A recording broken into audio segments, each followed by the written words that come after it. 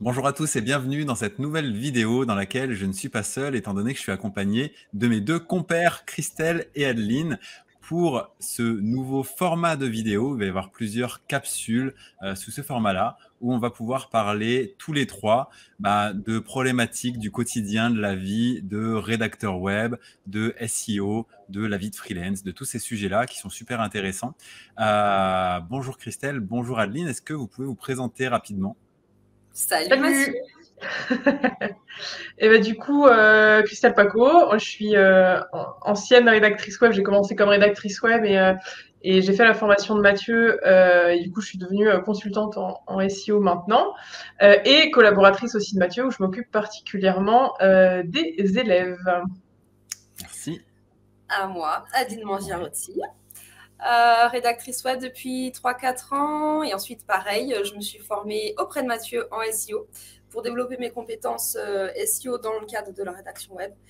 Et maintenant, je suis également sa collaboratrice et je m'occupe tout particulièrement de la partie copywriting parce que je me suis également formée en copywriting par la suite. Voilà.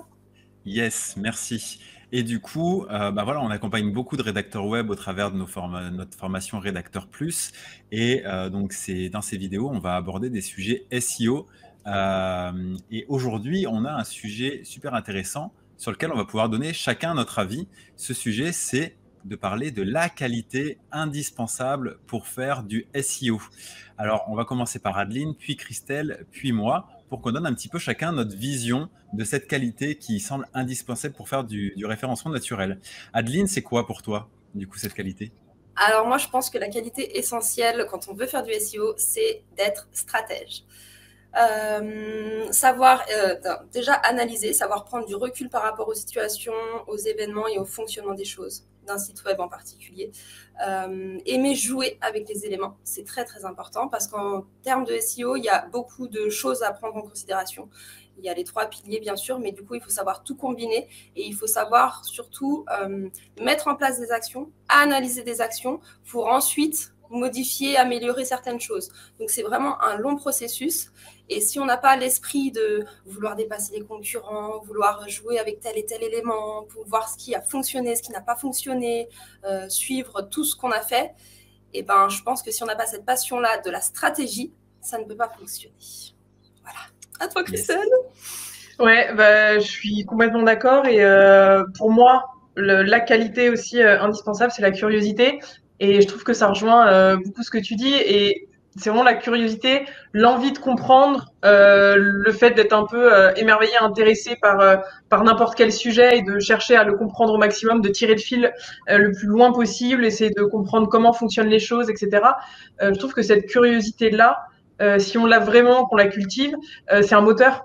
Et du coup, de se dire, OK, je fonce et je fais une stratégie et je passe la matinée et la tête à essayer de comprendre ce qu'il faut mettre en place ou faire un audit de site, etc. Et ben, d'avoir cette appétence, cette envie de comprendre, cette curiosité, ça va vraiment être moteur. Et du coup, en fait, on va s'éclater. Je veux dire, on va bosser et en même temps, on va s'éclater. Et chaque découverte sera une espèce de petit trésor. On aura envie d'aller voir encore plus loin. Donc, c'est vraiment, je trouve que c'est vraiment complémentaire d'avoir et de cultiver cette curiosité-là de garder l'esprit ouvert là-dessus, quoi. Voilà pour moi, toi Mathieu. Yes. Moi aussi, je suis d'accord avec vous deux, bien évidemment. C'est super important, ces deux points-là.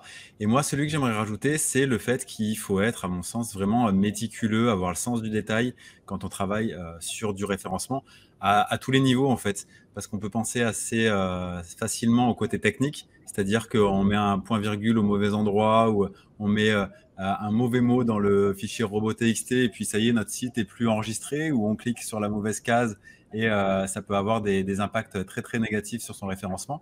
Donc déjà, avoir le sens du détail, aller voir vraiment les choses dans leur finesse. Et d'un point de vue stratégique également, pour rebondir sur ton point, Adeline, parce que la stratégie, elle se pense en amont, mais après, elle se suit aussi au quotidien, et ça passe par le détail de ce qu'on est capable de suivre, et donc des hypothèses qu'on peut formuler après pour refaire de nouvelles hypothèses de ce qu'on va mettre en place. Donc vraiment, le fait d'être méticuleux, c'est à mon avis un autre élément super important quand on travaille dans le référencement. Voilà, pour les 3 points qu'on voulait partager tous les 3. Dites-nous, vous, si vous pensez à une autre qualité qui vous semble indispensable pour faire du référencement. Vous avez l'espace commentaire qui est à votre disposition. Si vous aimez ce format, dites-le nous également dans les commentaires et puis surtout laissez un like. Abonnez-vous à la chaîne si ce n'est pas déjà le cas et cochez la petite cloche pour être au courant des prochaines vidéos. Et si vous êtes rédacteur web et que vous vous intéressez au référencement naturel, on a préparé pour vous une checklist en fait où vous allez pouvoir cocher les cases qui sont des compétences que vous avez ou vous ne les cocherez pas si vous ne les avez pas par rapport à des éléments du référencement parce que tout rédacteur web en 2022 et dans les années qui viennent doit être compétent en référencement. Donc c'est intéressant de pouvoir tester son niveau. Donc vous retrouverez le lien en description. Merci Christelle et Adeline pour votre participation et puis à la prochaine. Salut. Salut.